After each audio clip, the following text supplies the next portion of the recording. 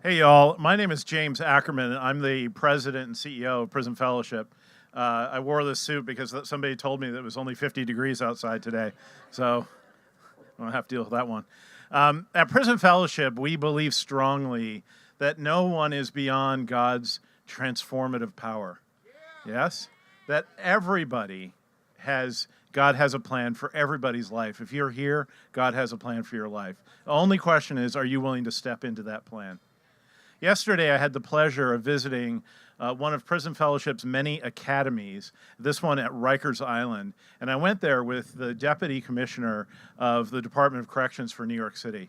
This academy, which is an intensive program designed to help men and women in prison become healthier and more productive citizens.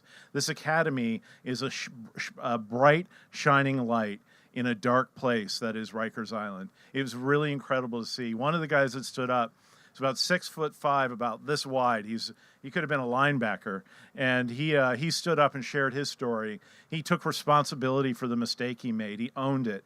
He talked about how he'd stepped back into faith and was walking with the Lord again, and that he was determined to never return to this place, and credited the academy for helping him get onto the right track.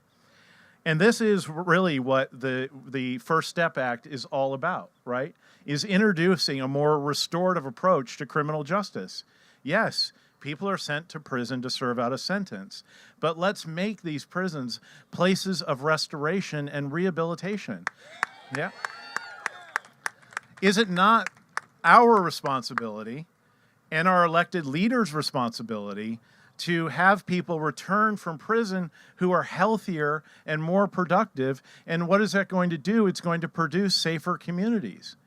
So the First Step Act is all about introducing more programming. Did you know that the Bureau of Prisons recently confirmed there are 16,000 people in the federal system awaiting literacy classes? Do you want to give almost... It is shameful. And we can almost guarantee that somebody is going to have a very difficult time re-entering society from prison if they can't read, right? And there's all kinds of programming designed to help people deal with anger issues, deal with addiction issues, get trained in practical life skills like managing money and things of that kind. And the First Step Act orders the Bureau of Prisons and provides the funding to make that happen. Yeah? Now, this young girl's got a sign. Can you hold that sign up for me just a second? It said, "I shouldn't have to live without a dad," right? And she's absolutely right. You know, Prison Fellowship understands that. Since the 1980s, we've had a program called Angel Tree, which we're now expanding year-round through sports clinics and summer camps. But last Christmas, we helped coordinate tens of thousands of volunteers to purchase and deliver Christmas gifts on behalf of incarcerated moms and dads to their children on the outside. We served 284,000 children last year, yeah? But what's really important, it isn't so much what Angel Tree did, but what's really important is what a chaplain in Virginia said to me recently. He said, at Coffeewood Prison, which is just the closest prison pretty much to where we're standing, he said, the very thread by which the relationship hangs between these men and their children is Angel Tree. Getting incarcerated men in the federal system closer to their families has got to be a priority. The idea that I could find myself found guilty of a crime in a federal court here in D.C., but shipped off to Georgia, right, makes no sense at all, right?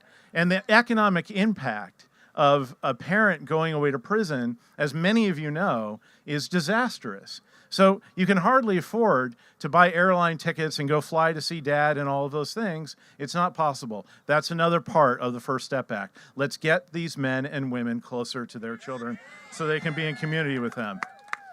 And then lastly is about bridging re-entry and making it easier for people to get integrated. And I want to say to you all, this is where we come in, right? We need to raise our hands, and in our churches and in our local community groups, raise our hand and say, we're taking in men and women who are coming out of prison, and we're going to walk with them, not as projects, but as brothers and sisters in the Lord, with the intention of helping them reintegrate to society well. One study that was done of one of our academies found that when a graduate walked with a mentor for up to a year, the recidivism over a 2 to 3 year period of that person or those people were a mere 0.8%, almost immeasurable.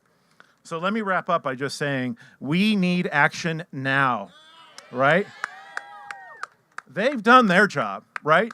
In a vote of 360 to 59, the House passed the First Step Act.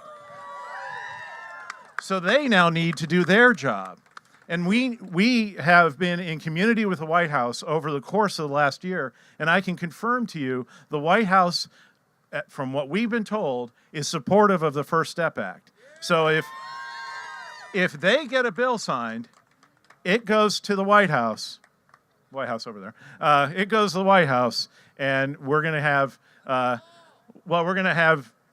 people coming home like this woman's brother who just spoke a moment ago. So thank you so much for your time. God bless you, and thank you for standing out in the heat for justice and justice reform.